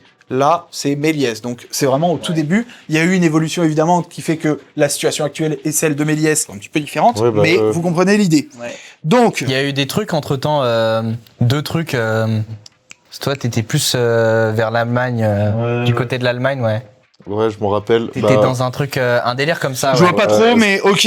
C'était chaud. Bah, Et ouais. d'ailleurs, alors je tiens à dire que à l'époque on lui a dit c'est beaucoup trop cher. On lui a dit tu es malade, ta petite attraction de connard. On veut pas que ça nous coûte 30 000 francs, c'est beaucoup trop. Oui. Parce que en plus, à l'époque, oui, le cinéma, c'était considéré comme le cirque, en fait, quoi. C'était... Ouais, c'est ça. Même moins que le cirque, ça. C'était... Déjà à l'époque de Méliès, c'était déjà quand même devenu une petite institution. Ah ouais? Ah ouais, c'était C'était déjà. un art déjà à l'époque ou... Je suis pas sûr, mais il y avait déjà un délire autour qui Et était propagande déjà bien par la connu. suite. On avance un petit peu dans le temps, on arrive dans les années 20, les années 30. Là, c'est l'époque où Des 30 glorieuses. ça pète sa mère avec John Ford et tout. Et donc, par exemple, pour vous donner... Bon, à l'époque, c'était une logique de studio. Donc, ça n'avait rien à voir avec aujourd'hui. Les contrats étaient très, très différents. Aujourd'hui, on a toujours une logique de studio, mais qui n'est pas la même. Par exemple, à l'époque, John Ford, il avait un contrat avec la Fox. En 1928, il a signé un contrat qui lui donnait 10 000 $ par mois. Où il réalise des films de la Fox, je sais pas, mais Sympa. bref. John Ford, c'est celui qui a inventé les voitures. Exact. Donc, pour vous remettre dans le contexte aujourd'hui, 10 000 $ par mois à l'époque, ça équivaut à peu près à 180 000 $ par mois, 200 000 $ par mois actuels. Encore les chiffres, on n'est pas sûr. Mais voilà. Donc, John Ford gagnait cet argent-là, il gagnait 200 000 par mois voilà, avec la Fox. Donc, c'est vraiment des contrats d'employés au sens un petit peu plus Un CDI, quoi. fort. Voilà, vraiment, il a signé un CDI avec C'est la Fox. vénère quand même, 200 000. Oui, c'est déjà un bon pour l'époque, CDI. quoi. Oui, non, mais il se faisait. Mais déjà, les années 20, c'était déjà la folie, hein, le cinéma. Maintenant, je vais jouer un petit peu sous la forme d'un quiz assez sommaire. Je vais vous dire des films, leur époque. Il faudra me dire combien ils ont coûté avec l'argent d'aujourd'hui. Les Mouchards en 1936, à votre avis, combien il a coûté? Avec l'argent d'aujourd'hui. Les Mouchards, c'est un film de 1936, on s'en bat les couilles. Avec l'argent d'aujourd'hui, hein. C'est gros budget, c'est quoi? C'est... non, c'est Enfin, c'est genre. moyen budget pour l'époque. Moyen budget 1936, c'est moyen budget. Bah, Enfin, c'est même petit budget, presque. à mon avis, il devait coûter à l'époque, du coup, quelque chose. Court-métrage 30 000, bah. Je pense qu'il devait coûter 200 000 à l'époque. Et donc en argent d'aujourd'hui, c'est ça qui est intéressant. C'est là, ça vaudrait combien de faire ce film-là Moi, comme j'aurais époque dit genre un truc en mode 800K, un truc comme ça. 800 000, Ouais, moi je dirais 1 million. 1 million, tu vois. 5 millions. 5 millions, ok. Eh oui. En réalité, et c'est ça que je trouve intéressant, mais j'y reviendrai pour la conclusion, on se rend compte que finalement, l'époque, il y a 100 ans et aujourd'hui, bah, ça n'a pas tant changé. Ouais. Donc, maintenant, Les raisins de la colère, film extrêmement connu, sorti en 1940, je ne sais plus qui a réalisé, donc je suis une merde, mais c'est pas grave. Donc, 1940, Les raisins de la colère, à votre avis, quel est le budget? J'imagine un raisin en colère. Allez, il faut du rythme. Pardon. On me répond. Moi, je pense que celui-là, il coûte moins cher. Non, c'est Non, un plus haut vénère, budget. beaucoup C'est plus haut budget. Ok. Moi je pense qu'il coûte 10 millions. 10 millions. À notre époque. 80 millions. 16 millions. Donc t'étais Ok. pas loin. D'accord. Donc là déjà on voit que en quelques années on a pu passer à des trucs qui coûtaient très cher. Donc là on a une époque un petit peu différente. Enfin voilà, à l'époque on faisait déjà des blockbusters qui coûtaient 20 millions de dollars sans trop de problèmes, alors que c'était il y a presque 100 ans. Il y a une époque un petit peu de studios qui sont au top de leur forme, avec Orson Welles par exemple. Ouais. Il fait plein de films lui. C'était le pro pour faire des putains de films à budget très bas. Il réalisait des péplums de fou avec des 3 allumettes et en 30 jours de tournage quoi. Donc c'était un malade et c'est un peu plus à partir des années du coup 50-60 que ça commence vraiment à partir en couille. Pour vous faire un petit comparatif, Mhm. j'ai 3 versions du film Ben-Hur Ok, qui ont tous été des blockbusters d'époque pour chacun d'eux, qui ont 3 budgets différents. d'accord, Je vais vous les faire vite fait deviner. Le premier Ben-Hur, il est sorti en 1925. d'accord. Le second Ben-Hur, il est sorti, enfin un autre remake de Ben-Hur est sorti en 1959, années 20, années 60, années 50-60, et le dernier en 2016. Alors, Oui, je l'ai pas vu non plus. en 25, bah je pense que ça devait être quelque chose comme 100 000? Non, plus, oh là là, plus, beaucoup plus. Moi, je vais dire. 1925, je te dis, Des gros bangers de l'époque, 300 000. Ouais, j'aurais dit 300 000 aussi. 300 000 à l'époque, et aujourd'hui, c'est en dollars aussi à l'époque. Hein. ça serait... Tout est en dollars, c'est juste le premier, je sais pas pourquoi j'ai mis Méliès en francs, bref. Aujourd'hui... Et moi, j'aurais dit 300 000 aujourd'hui, genre. 300 000. Ouais. Mais tout à l'heure, je t'ai dit, il y a un film, Les Mouchards en 36, c'est 10 ans après, qui a coûté 5 millions. Ah oui, oui, Et oui, c'est oui. pas un film à très gros budget. Ah, bah ça serait quelque chose comme 20 millions alors. 20 millions, ok. Ouais, 25. 25 millions.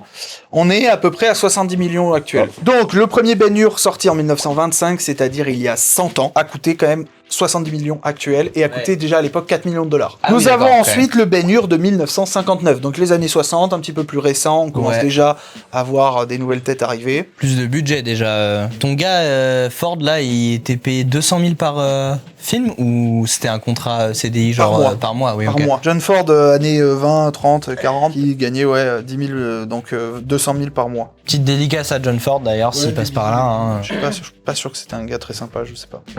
J'en doute fort. Bah, pas de dédicace alors.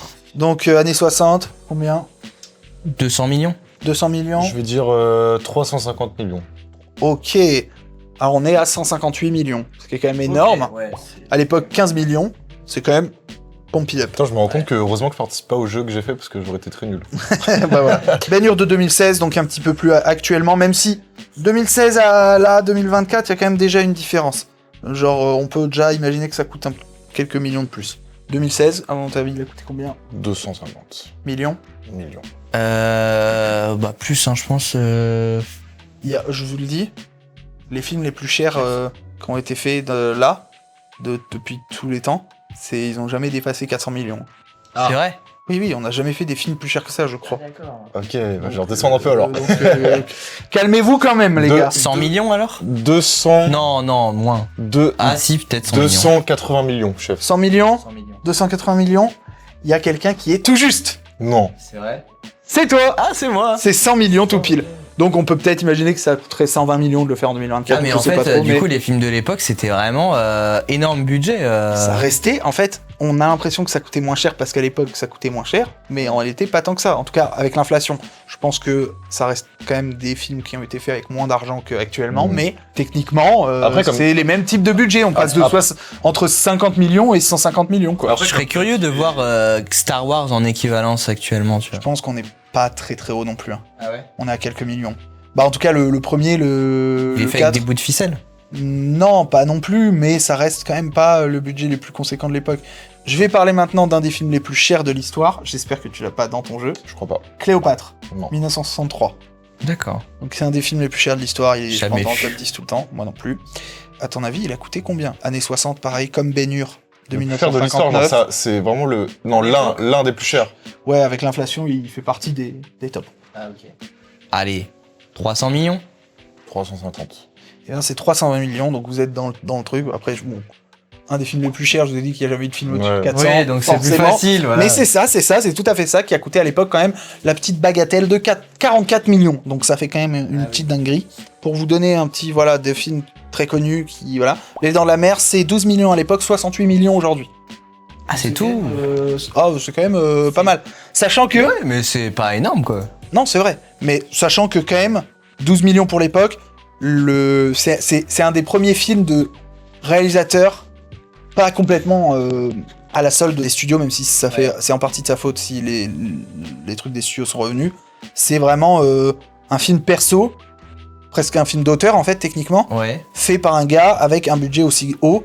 De base, En plus, on voit pas le requin. voilà. De base, on lui a dit, t'as 2,5 millions pour faire ton film. Il est quand même passé à 12 millions. Petit dépassement de budget, quand même. Ouais, Bon. peut-être, ouais. Et donc, on se rend compte, finalement, que les budgets des blockbusters, ça a toujours été approximativement dans les mêmes échelles que nous. Même depuis 100 ans. Ils ont toujours mis en équivalence à peu près la même somme d'argent. Je trouve ça intéressant. Ouais, c'est marrant, ouais. Ouais, parce qu'en fait, on est tout le temps en train de dire, ah ouais, gros budget et tout actuellement. Avengers, Endgame, rien dépasse ce prix-là. Non, c'était Infinity War ou je sais pas Les quoi. deux. Ouais. Rien dépasse ce budget-là. C'est pas si loin, les films de l'époque, quoi. Non, c'est pas si loin, c'est pas si loin. En soi, on dépasse pas des records de fou malade en réalité. C'est quelques dizaines de millions de dollars au-dessus de ce qui pouvait se faire il y a 70 ans. Et donc après que Spielberg il ait fait Les Dents de la Mer, qui coûte super cher, les studios ils ont fait bon, on va mettre énormément d'argent dans les films, Ouais. on va faire du blockbuster comme il a fait lui, mais en studio. Spielberg il a pas forcément dit non, il a fait ok, et c'est devenu voilà studio tout le temps. Donc ce qui a vraiment changé entre l'époque et aujourd'hui, C'est le football. non, c'est le mode de production en réalité. Parce que à l'époque, ils mettaient énormément d'argent et ça se ressentait énormément parce que c'était dans toutes les étapes de production utiles au film pour le rendre trop stylé et blockbusteresque, tu vois. Ouais. Alors qu'aujourd'hui, on injecte énormément d'argent, les studios injectent énormément d'argent dans un mode de production qui a rien à voir, qui est centré sur la facilité, la praticité, la rapidité, quoi. Ouais. Donc full fond vert, studio, tout est en studio en fond vert, et tout l'argent qui va être injecté dans le film, ça va être en réalité pour avoir énormément de gens qui bossent sur le truc, dans des délais très courts et avec une technologie la plus avancée toujours, sans réfléchir réellement à comment injecter cet argent dans le film pour le rendre hyper intéressant dans tous ces aspects. C'est Ouais. pour ça que par exemple, The Creator qui est sorti l'année dernière, je crois, a coûté 100 millions, ce qui est un gros budget, mais Oui. ça va, pour avoir des visuels absolument magistraux. J'ai pas vu le film, mais j'ai vu énormément de visuels qui sont exceptionnels, avec seulement 100 millions, et qui a été tourné à la FX3, un film de science-fiction à 100 millions de budget. Donc déjà, avec cette caméra-là qu'ils ont fait cette dinguerie, parce qu'ils ont préféré mettre l'argent une fois, quand même dans les effets spéciaux et dans les lieux de tournage, etc., Ouais. plutôt que dans la Dans la technologie. le SAV d'après où ils sont en galère et ils doivent mettre de plus en plus d'argent pour améliorer des trucs stupides qui auraient pu être réfléchis en amont, quoi. Mais j'y pense, c'est peut-être aussi parce que les technologies ont énormément évolué. Ça revient beaucoup moins cher de faire de la 3D, des effets spéciaux, Je suis d'accord. des trucs comme ça, tu vois. C'est pour ça que je compare The Creator aux autres choses qui se font en même temps, par exemple un Marvel, comme Ant-Man et la Guêpe 3, là.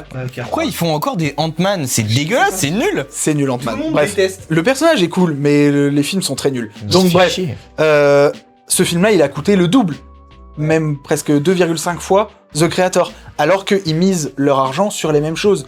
C'est les effets spéciaux et le visuel.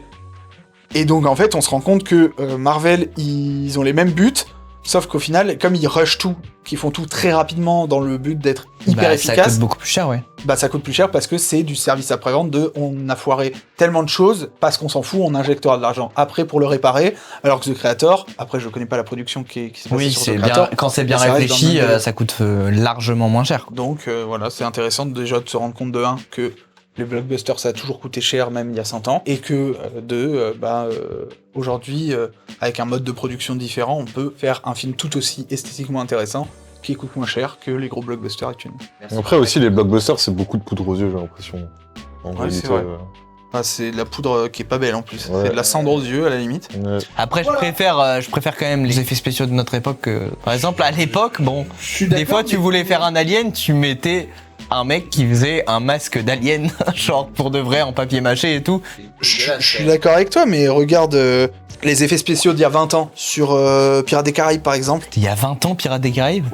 Des effets spéciaux sur Pirates des Caraïbes à peu près, hein. Il y a un peu moins, peut-être 15 ans. Bon, c'est des effets spéciaux qui ont pas vieilli d'un pouce parce que ils savaient les limites de leur technologie et du coup ils ont vraiment adapté leurs effets spéciaux en fonction Ouais. pour les rendre les plus intemporels possibles malgré les limites qu'il y avait quand même en 2006 je crois, 2008. C'est vrai que c'est incroyable. Pirates des Caraïbes, Le Seigneur des Anneaux, des trucs comme ça. T'es là, ça pourrait sortir actuellement, ça serait encore un banger. Mais parce qu'on se reposait moins sur les technologies, le Seigneur des Anneaux, décors réels, énormément de maquillage FX qui rendent toujours beaucoup mieux, quasiment.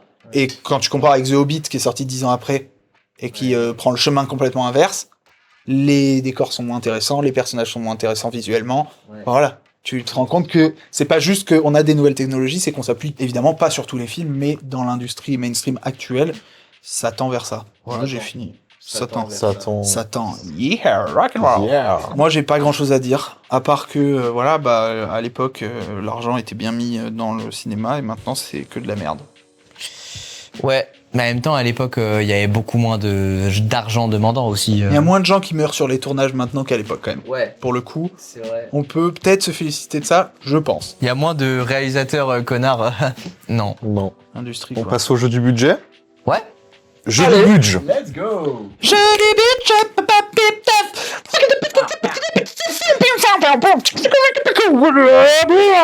C'est un peu plus... Voilà, artistique, j'ai tenté quelque chose. Bonjour à C'est pas tous. mal. Oui. Bonjour à tous et bienvenue dans le jeu du budget. Budget. Le jeu est très simple. Je vais vous donner... Ça a l'air clair en tout cas. Oh, j'ai eu peur. Je vais vous donner le nom d'un film et vous allez devoir estimer à peu près combien ce film a coûté. Ok. Est-ce que c'est clair pour vous? C'est très C'est clair. très clair. En même temps, c'est pas Y très a rien de compliqué. plus. Non, là, je crois que ça va. Je vais commencer par mes petits films favoris. Vas-y, mon doudoud. Alibi.com 2. Combien il a coûté d'après? Alibi.com 2, Philippe Lachaud, je crois. Est-ce que on vous écrivez sur votre téléphone et vous découvrez... Visuellement, ça va pas être... Ok, ça marche. Alibi.com 2, oulala. Un indice, c'est en euros. Connard. Philippe Lachaud, je crois qu'il est quand même connu pour faire des trucs qui coûtent pas si cher que ça. Malgré... bah, c'est pour ça que des fois, c'est assez moche. C'est pas bien. Ouais. Mais voilà, je dirais 12 millions. Ok. Je dirais peut-être pas. 5 millions. Aïe aïe aïe. Notre d'or. C'est Samuel Calpoint. C'est beaucoup plus. Alibi.com 2 a coûté 14,2 millions. Oh, 12 millions, j'étais dans le truc. Pas si loin en réalité, pas si Ok, loin. donc j'ai un point. T'as un point. Ouais. Bah là, tu t'es enflammé là. Je suis content. Vous aimez bien Quentin Dupieux? Oh non, c'est un fils de pute. Est-ce que vous avez vu Rubber? Oui. J'ai aussi vu sa photo avec Polanski qui est super top. Ok. Rubber, combien il a coûté? Rubber. Rubber. Mhm. Ah putain, je l'ai vu. Le budget, pas le film. C'est peut-être. Moi, je pense que c'est peu, hein. Moi aussi, je pense. C'est quelque chose comme 2 millions. Moi, je dirais 750 000 $. Mec, t'es trop chaud. 500 000. Quoi? T'es trop chaud, mec. Rubber est considéré comme l'un des films les moins chers qui a été fait Ah, ok. dans le monde, genre. Un des moins chers qui a été produit.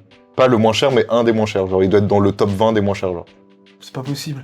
Ça, je suis désolé, mais je vais vraiment devoir annuler cette info. Debunk. Il y a vraiment des films. En live.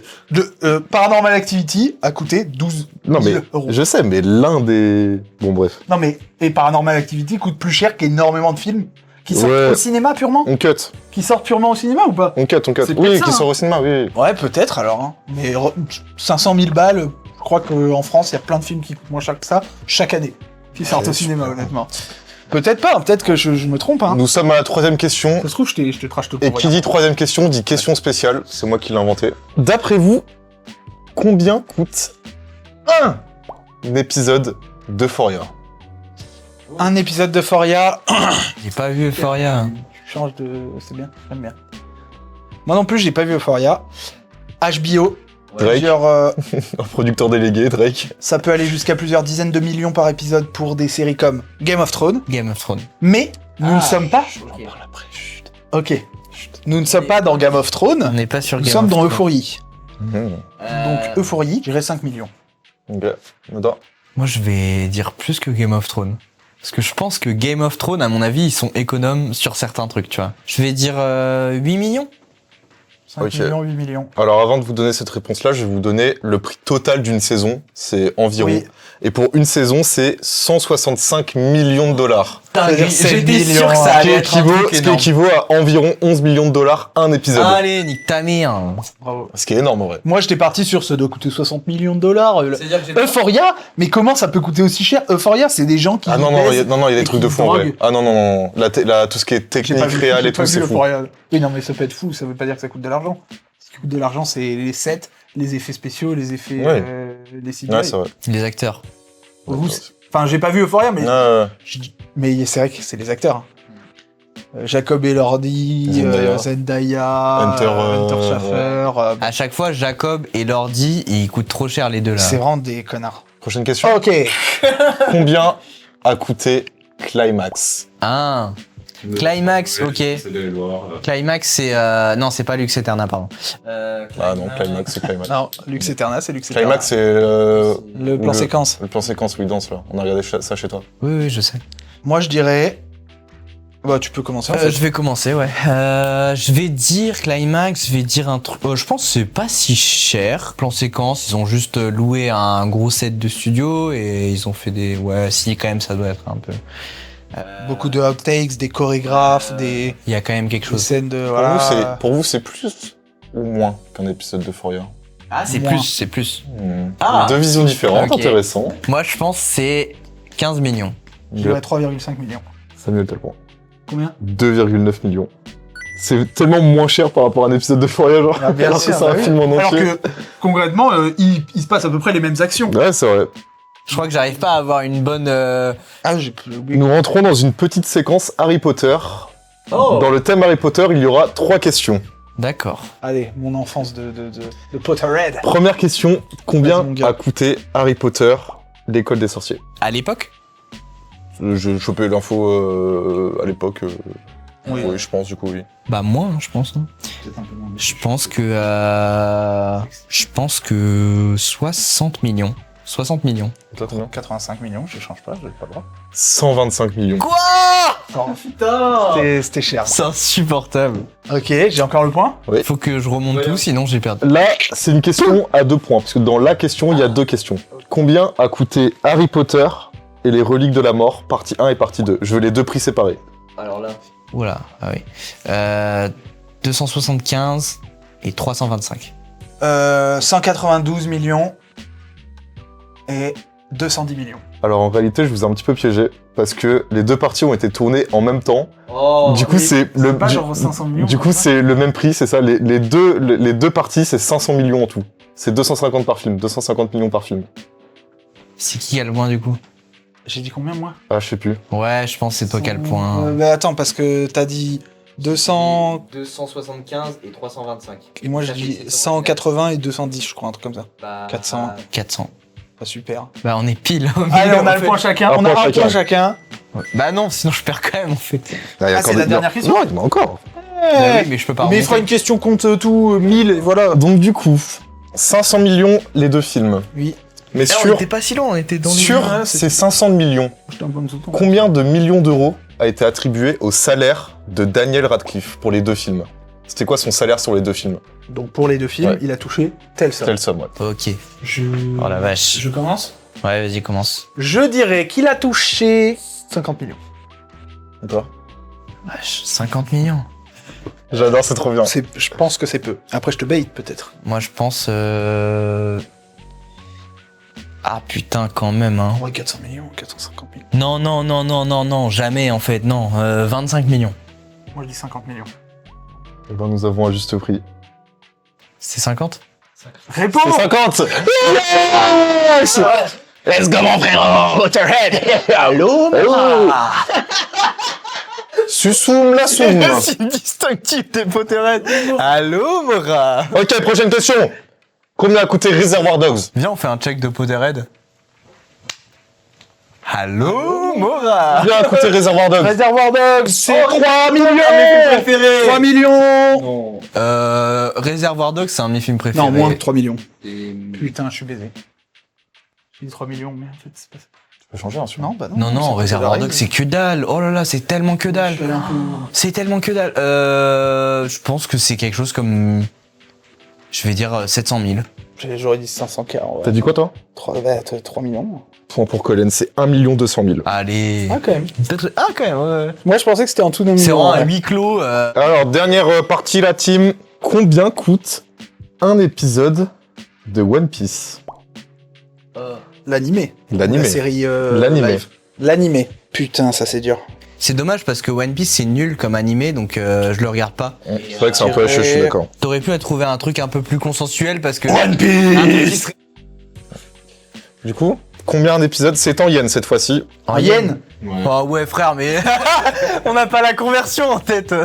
Attendez, non, je rigole. Wesh. Non, je rigole, il va faire la conversion. Non, c'est bon, je l'ai en prix, en normal. En euros? En normal. En euros, ouais. En euros. Ouais, pas leur truc, là. C'est Combien pas coûte- normal, leur truc, là. c'est Combien coûte un épisode de One Piece en euros? Je commence, du coup. Vas-y. En euros, un épisode de One Piece, je vais dire... Ah, putain. Ouais, 5 millions. Moi, je dirais 500 000 euros. Putain, c'est vrai que c'est pas non plus... T'as dit combien, toi? 5 millions. Bah, t'as gagné. C'est vrai? C'est 80 000 euros par épisode. Bah. Non, t'as dit combien, toi? J'ai dit 500 000. Ah oui, pardon, ouais, ok, pardon. Ouais, pardon. Du coup, oui, c'est tout calculé. Non, pardon. Ah, t'as regardé en yen? J'avais compris. En yen, c'était 10 millions de yens. Non, c'est juste moi qui ai bugué, j'ai compris autre chose, Ok. j'avais pas compris 5 millions. Putain, c'est combien? C'est 80 000 euros, et sachant qu'il y a un peu plus de 1000 épisodes, il y a genre 80 millions d'euros qui ont été lâchés pour One Piece. Surtout que dalle. Oui, après, c'est vraiment un épisode toutes les semaines. hein. Oui. Il y a Oui, plus de 1000 mais épisodes. hein. ils font pas genre à l'avance plein d'épisodes et genre... Non. C'est un animé fleuve. Enfin, ils ont Mais peut-être les quelques épisodes. animateurs, ils sont payés au lance-pierre. Ah oui, c'est de l'animation japonaise. Quoi que Mais- je crois que la Toei, ça va. Mais attendez, les Je gars. crois que ça va. Je viens d'avoir une question, là. Justement, actuellement, ils sont bien. Oui, vas-y. Je viens d'avoir une réflexion dans ma Ah, tête, là. ouais, Ils sont alors, combien? Ils sont 14 Oh, Non, ils sont un je viens d'avoir une réflexion dans ma tête, là. Un épisode de One Piece, l'animé, c'est 80 000. Mais un épisode de One Piece sur Netflix, c'est combien d'euros, d'après vous? Oh, c'est le jeu d'acteur. Qu'est-ce que ça peut être, les gars, d'après vous? 3 millions. 60 millions. Par épisode? Je crois que ça a coûté. Ah non, attends, il y a 8 épisodes. Attends, je fais mon calcul. Ah ouais, putain, non. Ah 8 ouais, épisodes et c'est ça a vraiment... coûté, je crois, 150 millions en tout. Ouais. Donc, En fait, non, je vais dire 10 millions. 10 millions. 30 millions. Colin, quel point? C'est combien? 18 millions. Bah, c'est moi qui ai le point du coup. Hein. Pourquoi? T'as Ah dit... non, t'as dit combien? 10 millions. 10 millions? 30 millions? Ah oui, pardon, je suis con. Non, c'est toi qui as le point. Non, c'est toi qui as le point. C'est toi quel point? Ah si, c'est le moins qui... Dans ma tête, Non, c'était au-dessus de 15, que c'était à moi, du coup, il a dit 18. Ouais, non, t'as le point, bravo. Alors, du coup, c'est 18 millions de dollars, donc c'est bien plus que l'animé, forcément. Et je rejoins sur, quand vous avez parlé de ça, Game of Thrones, du coup, faut savoir que ça n'a jamais dépassé les 15 millions par épisode, sauf dans la dernière saison, où là où ils sont un peu plus lâchés, mais il n'y a pas de réelle source mais tous les anciens épisodes, c'était 15 millions par épisode. Donc à peu près. Euphoria et Game Et- of Thrones. Ah si, la dernière saison, ils ont pété un câble. Sur Game of Thrones, ouais. Ah oui, oui. mais parce toutes que... les autres saisons, c'est pas plus de Ok, 15 oui. millions. Mais c'est pas très Et cher donc, en du fait, coup- un épisode de Game of Thrones. Ouais, et du Sauf coup, la dernière saison. Mais en fait, parce que la dernière saison a fait beaucoup de bruit parce que je crois que c'était la saison la plus chère que HBO voilà. a jamais Mais fait. il faut savoir que du Série. coup, un épisode de One Piece sur Netflix, c'est 3 millions plus cher qu'un épisode de Game of Thrones à l'époque.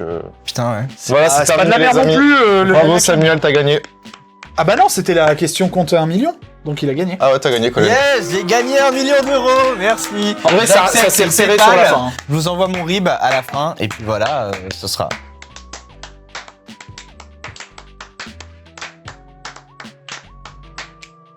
Youpi. Donc, Jingle. Allez, un petit Samuel. fini. Merci Vivi Hitler pour le follow.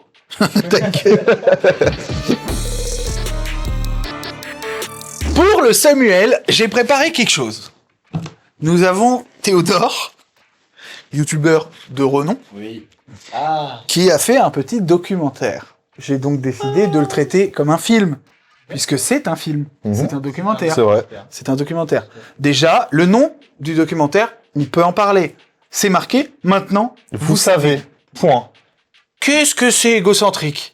J'ai envie... Déjà, tu vois la vidéo, t'as envie de tabasser la miniature. Tu dis, je sais ce qui va se passer. Ça va être un pompage de tous les documentaires insupportables sur les rappeurs qui vont en studio. Tout le monde s'en bat les couilles. À part, il y avait juste celui de Vald qui était bien, à l'époque, voilà. Il s'est dit, vas-y, je vais faire un petit truc 30 minutes, on se filme dans la villa, c'est marrant. C'est tout. Tout le reste, c'est de la merde. Le documentaire d'Orelsan, de la merde. Squeezie, de la merde. C'est tout de la merde, d'accord? Voilà. Tout ça, c'est nul à chier. Arrêtez. Mais, je me suis dit, bon, je suis au taf, j'ai rien à faire. Donc je me dis, si je m'envoyais un petit gueuleton, un petit court-métrage de Théodore dans la gueule, quoi. Voilà, un petit docu. Le mec a fait une super stratégie de supprimer toutes ses vidéos. Voilà, il veut retourner à zéro. C'est super original, ça. Je peux faire l'avocat du diable Pour la miniature, c'est la pochette de son album. Donc, Ah mais c'est pas la miniature qui me dérange, c'est j'avais envie de c'est le titre. J'ai envie de tabasser la miniature parce que j'ai pas encore cliqué sur la vidéo, c'est plus un instant temporel dont je parlais avant d'avoir cliqué. Alors que c'est J'avais vrai déjà que envie de s'il tabasser avait le juste mis le nom de son album en tant que nom de vidéo, ce serait bien. C'est le titre de Vald dont il aime bien faire des rêves. Xe le doc. Ça c'est un vrai nom de docu sur un mec qui fait un album. Donc, il décide de faire un petit, documentaire extrêmement pompeux. Mais vraiment, tout le truc, c'est des interviews de lui et ses potes qui disent à quel point lui, il est trop fort en musique. C'est ça, tout le truc. Et je comprends pas. Mais vraiment, quand t'es un être humain comme ça, tu vois, tu réfléchis à ta place dans l'univers. Tu réfléchis, qu'est-ce que t'es censé faire dans la société. Respire. Voilà. Non mais tu réfléchis à toi par rapport au monde. Ouais. Je comprends pas comment tu peux arriver à des strates tellement stratosphériques d'ego de te dire je vais faire un documentaire sur moi qui fais de la musique. Un truc hyper émotionnel, mes couilles, on n'y croit pas une seconde, c'est nul. Et surtout en te disant je vais interviewer tous mes potes. Enfin, c'est pas moi, c'est le cadreur que j'ai engagé. Mais c'est pareil, il interviewe tous ses potes qui disent « Ah, mais... » Et là, déclic. Théodore, il commence à balancer des trucs. Il a tout compris. Il est trop fort. Il est trop beau. C'est de la merde. Donc déjà, donc docu, mais insupportable, inintéressant. Tu le vois, retourner au Bénin, c'est magnifique, il parle avec sa grand-mère. C'est pas la même génération, donc déjà, tu vois un choc de génération, c'est un petit dialogue, y a rien de... c'est mignon, mais... c'est pas intéressant, personne ne veut voir ça. Et je trouve que vraiment, faut avoir un ego qui est dans une dimension très très lointaine pour te dire, c'est intéressant, je vais faire un film, les gens ils vont voir tout ce que les proches disent du bien de moi. Quel intérêt? On va passer sur l'aspect artistique de son projet qui, je pense en vrai, je l'ai pas écouté encore parce que je crois qu'il est pas encore sorti, C'est pas encore sorti, ouais. qui, je pense, aura des sons très quali et tout, très Oui, sympa. probable. C'est pas la Sauf question. celui-là qui est sorti, il est mal mixé. Ok. Il est Donc, pas mal mixé. Voilà, le mec, il écoute. Déjà, il dit ouais, j'ai bouffé pendant une semaine, j'ai écouté que de l'afrobeat, que de la piano et tout. Voilà. Et en mode, et il se dit, ça y est, ça fait de lui un expert. Et donc, il va maintenant, au lieu de s'entourer de gens qui font de la piano, de l'afrobeat, j'ai vu un TikTok qui en parlait. De ça, de quelqu'un qui en parlait beaucoup Son mieux que moi. beatmaker, il savait pas faire de l'afrobeat avant. Et en une soirée, ça y est, il a eu La séquence. Mais je peux comprendre, en plus, c'est un bon beatmaker et tout. Beaucoup de respect à lui, par contre. Mais ils sont là en mode, il a tout compris. Putain, il vient et nous dit, c'est les shakers. Donc déjà, tu vois le mec. Tu vois le mec. Ce documentaire est inintéressant, égocentrique au possible, faut vraiment qu'il redescende. S'il veut faire... En plus, il est un peu en mode, oh, ça y est, j'ai fait un album.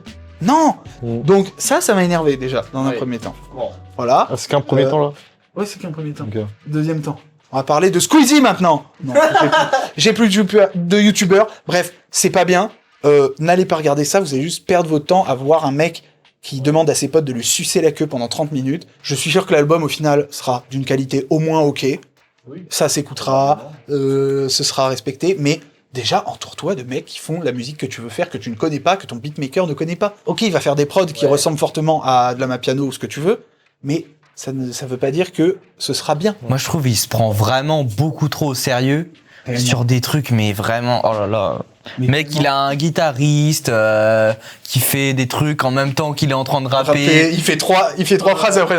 C'est incroyable. Pourquoi tu filmes ça? C'est hyper cringe. Tout le monde va se dire en voyant ça, en faisant, bah, ça m'est arrivé 8 fois dans ma vie. C'est pas incroyable. Enfin, tu sais, tu fais un peu de rap. Il a juste réussi sa prise, quoi.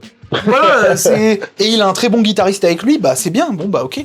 Mais c'est tellement pas intéressant. C'est juste un mec. Tu vois qu'il a la possibilité de faire des projets de fou.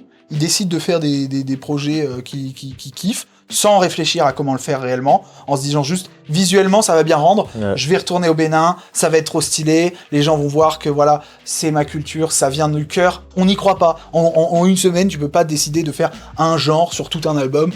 Un genre musical, ça prend du temps. Et surtout qu'en plus, il est trop en mode. Dans la vidéo, j'ai l'impression qu'il dit que genre ce style de musique, il est inné en lui, oui. Alors qu'il a vraiment découvert le mois dernier. Tout le début, toute l'intro, il dit qu'il a pas écouté ça, qu'il écoutait Booba. Hein. Mais ouais, c'est vraiment le début de l'intro qui n'a rien à voir. Du coup, t'es en mode, je ne comprends pas le truc. C'est faux, ça fait faux. Qui pousse le truc aussi loin et qu'ils sont en mode, ouais, c'est l'album de ma vie parce que c'est mes origines et tout. Genre, et surtout, tu vois, genre. Ça me dérange pas qu'il fasse un album d'Amapiano s'il a envie, juste parce qu'il a pété son crâne dessus et qu'il est en mode je veux faire ça. Y a pas de problème. Mais pourquoi être aussi sérieux, je suis d'accord. Pourquoi faire un documentaire et tout complet sur sa création qui est inintéressante? Il y a aucun passage de création. Après ça, c'est parce qu'il arrête YouTube, je pense aussi. Non, mais d'accord, mais c'est un truc de promo. C'est de la promo de faire ça. Ouais, c'est aussi parce qu'il trouve ça stylé et qu'il se dit que ça va être stylé et que ça lui donnera un petit peu plus de crédibilité, je pense. Ce qui, honnêtement, n'est pas le cas.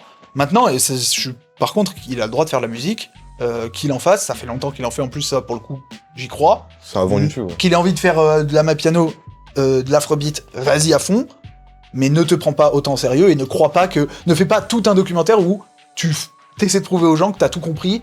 Ça, c'était pas bien. Maintenant, force à lui, son album, j'espère que il sera bien, on verra. J'ai un autre truc aussi à dire, c'est Gaspard Noé. Non. Surcoté à mort. Non, tu mens. D'accord.